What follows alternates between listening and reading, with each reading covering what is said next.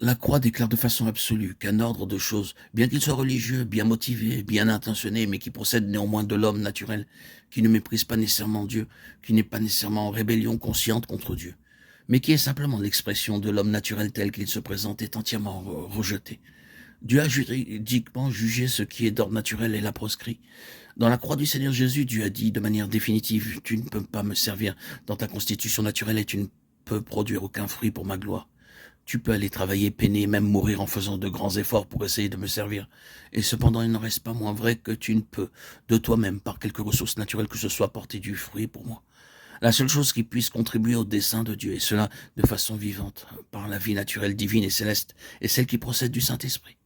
Combien cela est vaste, combien cela analyse et sonde toutes choses. Par exemple, quant aux choses que nous disons, cette question nous est continuellement présentée. Est-ce que cela a été dit par le Saint-Esprit? Il n'est pas suffisant de se poser la question.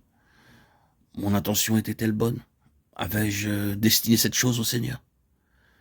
Mais l'ai-je dite ou faite dans le Saint-Esprit ou l'ai-je faite de moi-même? Ce n'est pas une question de motif ou d'intention, mais d'énergie et de vie par lequel j'ai fait la chose.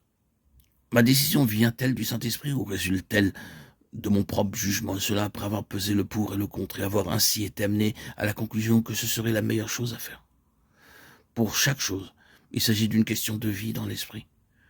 Vous pouvez rétorquer que cela est vraiment très ardu et que c'est une vie très difficile.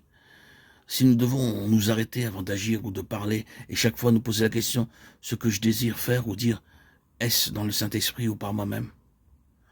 Je ne crois pas qu'il soit nécessaire d'opérer de cette manière. Au début, mais nous devons reconnaître journellement que notre vie doit être assujettie au Saint-Esprit. Et lorsque nous sommes conscients que quelque chose vient de notre propre fond, nous devons être fidèles à Dieu à l'égard de notre engagement.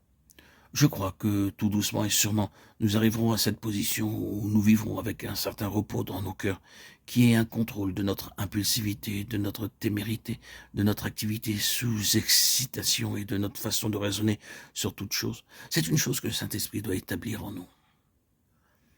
Notre responsabilité est de reconnaître que depuis le centre jusqu'à la circonférence, notre vie doit passer sous son contrôle. Le résultat sera que le Saint-Esprit agira toujours en accord avec la croix. La croix a établi une fois pour toutes cette position d'une façon vaste et détaillée. Elle se tient là pour toujours, comme la proscription judiciaire de Dieu sur l'homme naturel. Le Saint-Esprit travaillera avec nous sur cette base.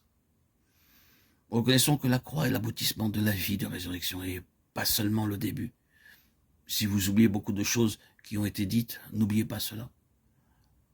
La croix est la fin de la vie de résurrection, aussi bien que le commencement. Ainsi, je connecterai Christ et la puissance de sa résurrection et la communion de ses souffrances en devenant conforme à lui dans sa mort